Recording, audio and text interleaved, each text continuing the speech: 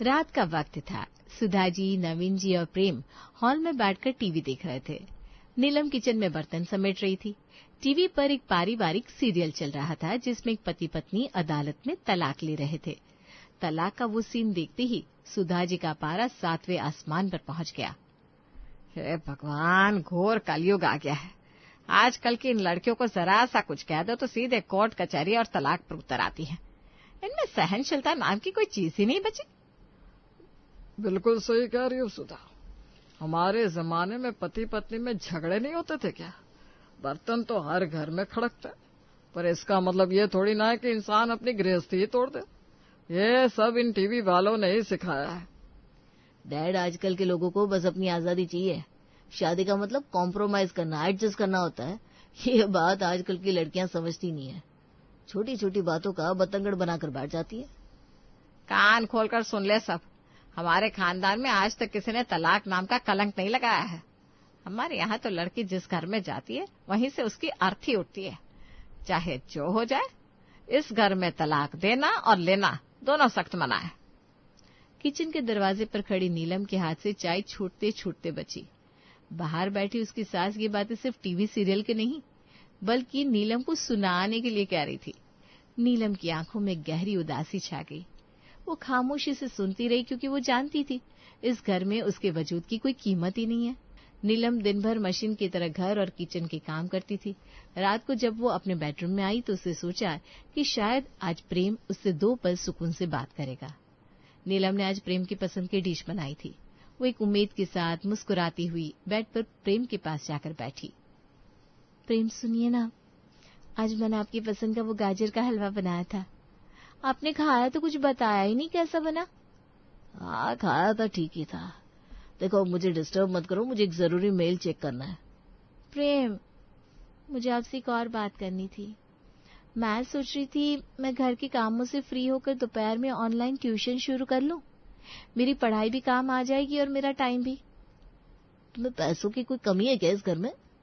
मेरे पापा और मैं काफी कमाते हैं, और ये जॉब करके क्या साबित करना चाहती हो कि हम तुम्हें पाल नहीं सकते?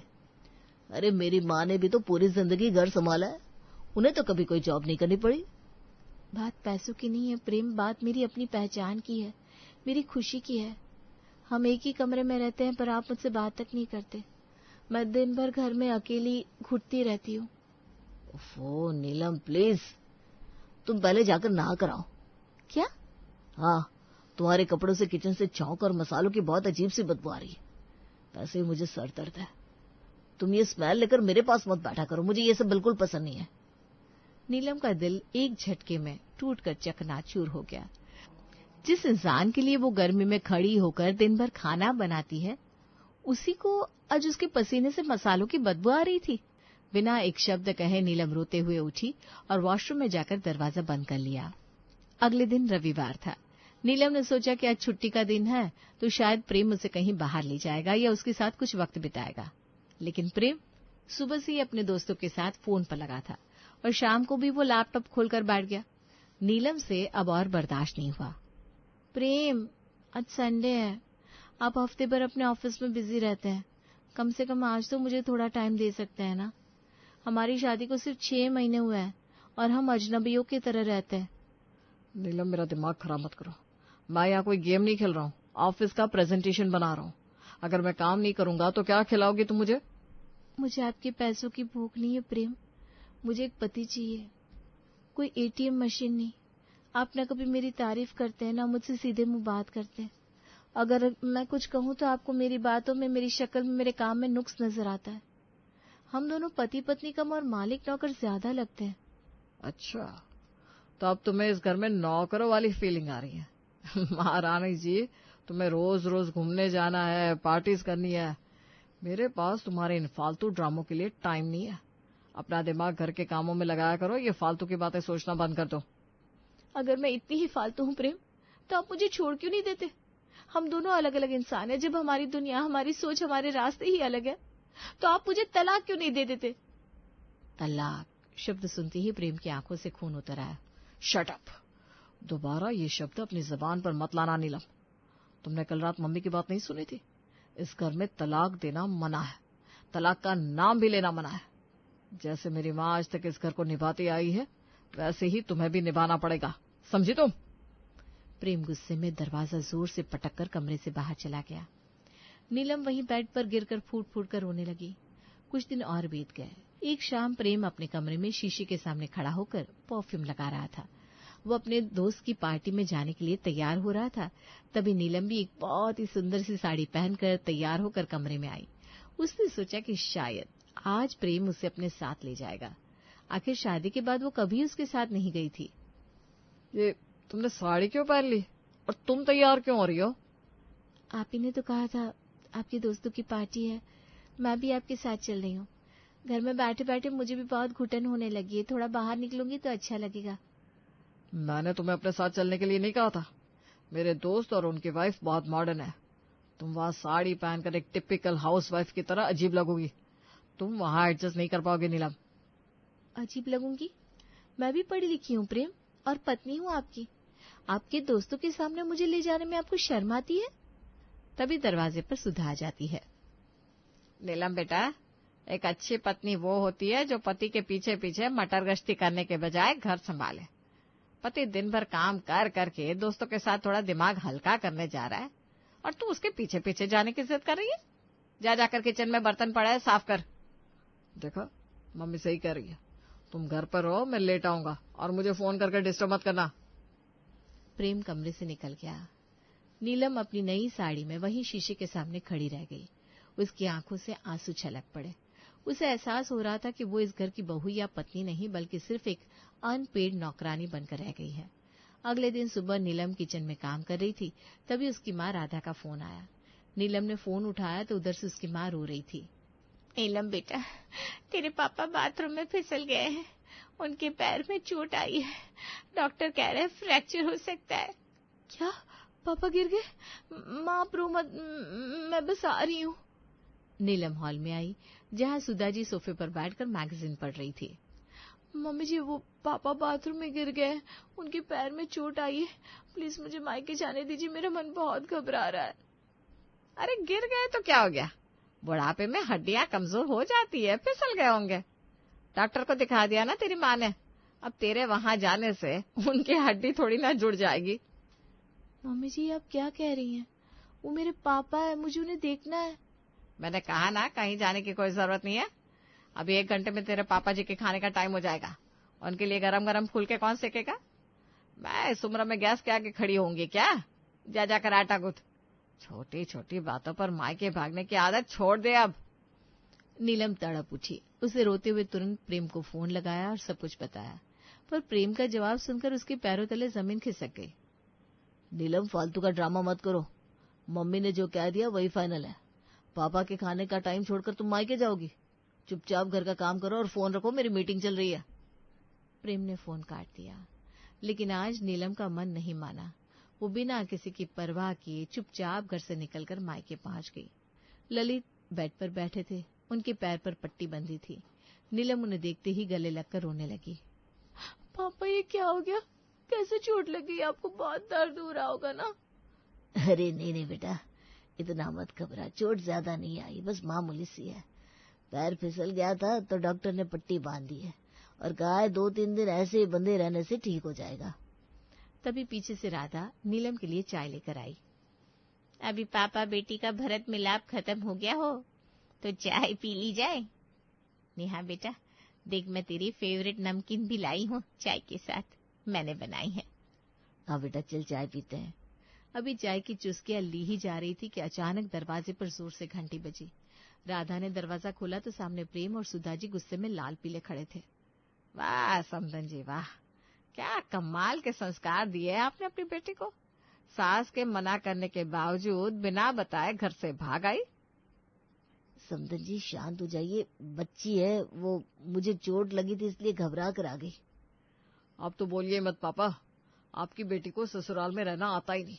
इसके नखरे खत्म ही नहीं होते। जब देखो मायके भागने का बहाना चाहिए इसे। दामा जी प्लीज आप कुछ समझ कीजिए, नीलम की गलती है, मैं उसे समझाऊंगी। समझाना तो पड़ेगा ही, वरना हम भी इसे यहीं छोड़कर चले जाएंगे। हमारे घर में औरतों का अपनी मर्जी चलाना बिल्कुल बर्दाश्त नहीं किया जाता। प्रेम और सुधा जी हॉल में बैठकर नीलम के माता पिता को खरी खोटी सुना रहे थे।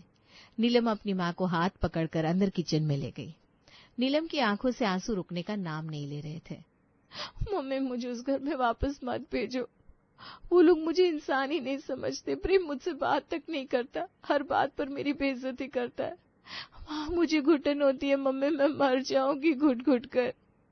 चुप कर पगली, ये क्या अशुभ बातें बोल रही है। बेटियां ससुराल में ही अच्छी लगती है। मम्मी, कोई रिश्ता ही नहीं बचा हम दोनों के बीच। वो मुझसे प्यार नहीं करते। मुझे नहीं जाना वहां। आप मुझे अपने पास रख लो ना, मैं कोई जॉब कर लूंगी, आपका बोझ नहीं बनूंगी। दिमाग खराब हो गया है क्या तेरा? समाज क्या कहेगा? हमारी नाक कट जाएगी बिरादर में। हमारे खानदान में आज तक किसी बेटी ने ससुराल की चौखट वापस नहीं लांघी है। ये तलाक वलाक हमारे यहाँ नहीं चलता। जैसा भी है तेरा पति है, जाकर हाथ जोड़ माफी मांग और चुपचाप अपने घर जा। और आगे से अगर ऐसे बिना बताए यहाँ आई ना, तो तेरे लिए इस घर के दरवाजे बंद समझना। नीलम जिस मायके को अपना आखिरी सहारा समझ रही थी, उस मायके ने भी समाज और संस्कारों के नाम पर उसके मुंह पर दरवाजा बंद कर दिया था। उसने चुपचाप अपना सिर झुकाया और प्रेम और अपनी सास के पीछे पीछे उस नरक में वापस लौट गई। उस दिन के बाद से नीलम उस घर में बुझी बुझी सी रहने लगी थी। एक दिन प्रेम ऑफिस गया हुआ था और सास ससुर तैयार होकर हॉल में खड़े थे। नीलम, हम जरा जीजी के यहाँ जा रहे हैं। उनकी बहू के बेटा हुआ है तो उसी की पार्टी है। हमें आने में शाम हो जाएगी, तो घर का सारा काम खत्म कर लेना और शाम की चाय के लिए मठरी तल कर रख देना। ठीक है मम्मी जी। सास ससुर की जाती ही पूरे घर में सन्नाटा छा गया। नीलम अकेली थी। उस सन्नाटे में उसे अपनी घुटन और भी ज्यादा महसूस होने लगी। उसे किसी से बात करने की बहुत सख्त जरूरत थी। उसने तुरंत अपनी बेस्ट फ्रेंड कीर्ति को फोन लगाया, जिससे वो शादी के बाद से मिल ही नहीं पाई थी। कीर्ति, तू फ्री है क्या? घर पर कोई नहीं है, तू आ सकती है मुझसे मिलने प्लीज? अरे नीलम, कितने दिन हो गए यार तुझसे मिले, और ना ही तूने कभी बात भी की। आज इतने दिनों बाद तुझे मेरी याद आ गई। तू थोड़ा सा वेट कर, मैं बस आधे घंटे में पहुंच रही हूँ। आधे घंटे बाद दरवाजे की घंटी बजी। नीलम ने दरवाजा खोला तो सामने कीर्ति खड़ी थी। नीलम उसे देखते ही उसके गले लग गई। ओह कीर्ति, तुझसे मिलकर मुझे कितना अच्छा लग रहा है, मैं बता ही नहीं पा रही हूँ। अरे कैसी है मेरी आजाद पंछी? शादी के बाद तो तू जैसे गायब ही हो गई। नीलम, क्या हुआ? तेरी आंखों के नीचे इतने डार्क सर्कल्स, और तू इतनी उदास क्यों लग रही है? नीलम और कीर्ति सोफे पर बैठी थी। नीलम ने चाय का कप टेबल पर रखा और फूट फूट कर रोने लगी। उसने कीर्ति को अपने और प्रेम के बीच की अनकही दूरियां, सास के ताने और मायके वालों का वो कठोर बर्ताव सब कुछ बता दिया। व्हाट? प्रेम ऐसा बर्ताव करता है तेरे साथ? उसे बीवी चाहिए या कोई रोबोट? और हद तो अंकल आंटी की है, उन्होंने तुझे ऐसे नरक में वापस कैसे भेज दिया? मेरे मम्मी पापा कहते हैं कि बेटियां ससुराल में ही जचती है, उन्हें समाज का डर है। कीर्ति, इस दुनिया में मेरा कोई नहीं है जो मेरा साथ दे। अरे तो तू तलाक क्यों नहीं लेती पागल? इस घुटन में तू कब तक जिएगी? तलाक? मेरे सास ससुर का कहना है उनके खानदान में तलाक देना मना है, वो लोग मुझे छोड़ेंगे नहीं। और प्रेम तो तलाक का नाम सुनते ही मुझ पर भड़क जाता है। मैं पूरी तरह से फंस गई हूँ कीर्ति, मेरी तो जिंदगी खत्म हो गई है। अभी खत्म नहीं हुई है नीलम, अभी तेरे बच्चे नहीं हुए हैं, तू आजाद है, तू पढ़ी लिखी है, तेरे पास अपनी डिग्रियां हैं। जब तेरा पति तेरा नहीं, तेरे सास ससुर तुझे इंसान नहीं समझते और तेरे खुद के माँ बाप ने भी तुझ पर दरवाजे बंद कर दिए, तो तू एक काम कर। क्या ही कर सकती हूँ मैं? एक बात बता, अभी तेरे घर में कोई भी नहीं है ना? नहीं, कोई भी नहीं है, तभी तो तुझे बुलाया है। और वो लोग कितनी देर में आएंगे? मम्मी जी पापा जी को आने में अभी 1.5 से 2 घंटे लगेंगे, और प्रेम तो रात को लेट ही ऑफिस से आते हैं। तो तू इस घर से भाग क्यों नहीं जाती? क्या तेरा दिमाग खराब है क्या कीर्ति? मैं कैसे? हाँ बिल्कुल सही कह रही हूँ मैं। जब कोई साथ नहीं दे रहा तो तू यहाँ घुट घुट कर क्यों मर रही है? तो बस यही मौका है नीलम, चल उठ, आज ये पिंजरा तोड़ दे और उड़ जा। मैं हूं ना तेरे साथ, मैं तेरी हेल्प करूंगी। तू मेरे साथ चल और अपनी जिंदगी अपने तरीके से जी। कीर्ति की बातों ने नीलम के अंदर सालों से दबी उस आजादी की चिंगारी को हवा दे दी थी। नीलम को समझ में आ गया कि अगर आज उसने हिम्मत नहीं दिखाई तो वो इस घर की 4 दीवारी में सच में घुट घुट कर मर जाएगी। तू सही कह रही है कीर्ति, मैं कोई मशीन नहीं हूं। मैं अपनी जिंदगी इन लोगों के खोखले संस्कारों की भेंट नहीं चढ़ने दूंगी। नीलम तुरंत उठी। उसने एक बैग निकाला और उसमें अपने सारे एजुकेशनल सर्टिफिकेट्स और कुछ जरूरत के कपड़े पैक कर लिए। उसने कोई गहना या ससुराल का कीमती सामान नहीं छुआ। जाने से पहले नीलम ने एक कागज लिया और डाइनिंग टेबल पर एक नोट लिखकर छोड़ दिया। चल कीर्ति। नीलम ने उस घर की दहलीज पार की और एक लंबी आजाद सांस ली। आज उसे रोकने वाला, डांटने वाला या उस पर पाबंदियां लगाने वाला कोई नहीं था। शाम को जब प्रेम, सुधाजी और नवीन जी घर लौटे तो घर में अंधेरा था। प्रेम ने लाइट जलाई और डाइनिंग टेबल पर रखा वो नोट देखा। मैं आप लोगों की घुटन से आजाद हो रही हूँ। मेरे परिवार ने भी मेरा साथ नहीं दिया, इसलिए मैं ये घर छोड़कर जा रही हूँ। हाय राम, ये कलमुही तो भाग गई। अब हम समाज को क्या मुंह दिखाएंगे? प्रेम ने घबराकर नीलम के पिता को फोन लगाया। नीलम के माता पिता भी ये खबर सुनकर शॉक्ड रह गए। दोनों परिवारों के पास अब सिवाय पछतावे और अपनी नाक कटने के डर के अलावा कुछ नहीं बचा था। इस घटना को गुजरे 2 महीने बीत चुके थे। नीलम अब एक अच्छे स्कूल में टीचर की जॉब कर रही थी और एक पीजी में आजादी और सम्मान की जिंदगी जी रही थी। इन 2 महीनों में प्रेम और उसके परिवार ने नीलम को बहुत ढूंढा, लेकिन नीलम ने अपना नंबर बदल लिया था। एक दिन नीलम के फोन पर एक अननोन नंबर से कॉल आया। नीलम ने फोन उठाया। सामने सुधाजी थी। नीलम, आखिरकार तेरा नंबर मिल ही गया हमें। देख, अब जो होना था वो हो गया। तू तो अब इस घर में बसेगी नहीं, इसलिए एक काम कर, यहाँ आकर प्रेम को तलाक दे दे। हमें उसकी दूसरी शादी करनी है। हम अपने बेटे की जिंदगी तेरी वजह से खराब नहीं होने देंगे। तलाक? हाँ, हंस क्यों रही है? मम्मी जी भूल गई क्या? आपके खानदान में तो तलाक देना सख्त मना है ना। आज तक आपकी फैमिली में किसी ने तलाक नहीं लिया, तो मैं आपके खानदान का ये पवित्र रिकॉर्ड कैसे तोड़ सकती हूँ? सुधा जी के होश उड़ गए। तभी प्रेम ने अपनी माँ के हाथ से फोन छीन लिया। नीलम प्लीज यार, ये ड्रामा बंद करो। या तो घर वापस आ जाओ और अपनी गृहस्थी संभालो, या फिर मुझे आजाद करो। मेरी जिंदगी रुक गई है। आपकी जिंदगी रुकी है प्रेम, मेरी जिंदगी तो अब शुरू हुई है। मैंने आपको बहुत मौके दिए थे मुझे समझने के, पर अब मैं उस पिंजरे में वापस कैद होने कभी नहीं आऊंगी। और हाँ, तलाक आपको मिलेगा नहीं। आप लोग जिंदगी भर इस बिना तलाक वाले रिश्ते और समाज के संस्कारों का बोझ ढोते रहिए। गुड बाय प्रेम। नीलम ने फोन काट दिया और नंबर ब्लॉक कर दिया। उसके चेहरे पर आज एक विजयी मुस्कान थी। उधर प्रेम और उसका पूरा परिवार अपने ही बनाए हुए संस्कारों के जाल में हमेशा के लिए फंस कर रह गया था। नीलम ने बिना किसी झगड़े के उन्हें उनकी ही सोच की सबसे बड़ी सजा दे दी थी।